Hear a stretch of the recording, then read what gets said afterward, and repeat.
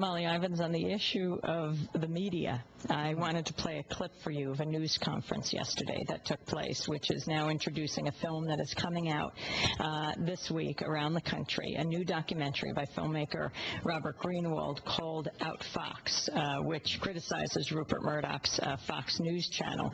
They held the news conference, and this is former Larry Johnson. This is a former CIA operative named Larry Johnson, former Fox News contributor, talking about Fox's access to the Pentagon, and then I'd like to get your comment. To this day, the Department of Defense, Don Rumsfeld, Paul Wolfowitz, hold regular meetings with the military talking heads. The guys you see that go on Fox, on MSNBC, on CNN.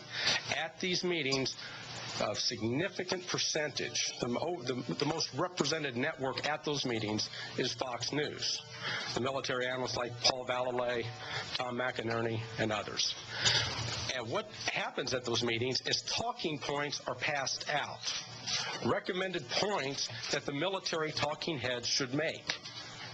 And if you go back and look at the buildup to war, particularly the messages that Generals McInerney and General Valalay were presenting, it was consistent with the talking points that they were getting over at the Department of Defense. Folks, that's manipulation of the news. That is Larry Johnson, former CIA operative and former Fox News contributor, talking about Fox's access to the Pentagon. Molly Ivins. Well, of course it is manipulation of the news. And I must say, I hate to sound like a Texan, but the first newspaper Murdoch ever bought in this country was the San Antonio Express. And he took it into the gutter, and interestingly enough, he took its competition in the gutter with him. Newspaper competition, which practically doesn't exist at all anywhere anymore, is kind of like poker. You can both go high, you can both go low, or you can split the pot. And I think what Murdoch brought to this country was a British sensibility of there's the quality press and then there's the tabloids, and it's, tabloid trash. And that's really not much of a Native American tradition. Our tradition of the popular press actually comes from the two-penny papers of the turn of the century. And if you go back and look at them, there's an extraordinary tradition underneath the masthead. The daily jump up and hallelujah. There'll be some slogan like, with the people against the bosses, with the masses against the tyrants. There's this sort of fighting word kind of stuff. And this was a major daily newspaper taking sides like that? Well, the whole idea of the popular press in this country was that it stood for the average Joe Sixpack.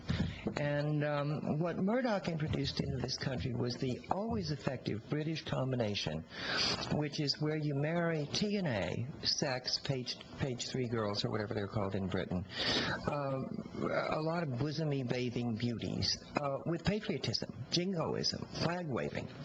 And it's a very effective combination.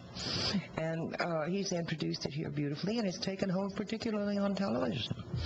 We only have a few seconds left. What advice would you give to young reporters or people who are thinking about going into journalism? Should they bother? Oh, absolutely. Get in there and raise hell, people. Molly Ivins, speaking on Democracy Now! In July of 2004. She died last night at the age of 62. President Bush said in a statement, quote, Molly Ivins was a Texas original. I respected her convictions, her passionate belief in the power of words, and her ability to turn a phrase. She fought her illness with that same passion. Her quick wit and commitment to her beliefs will be missed.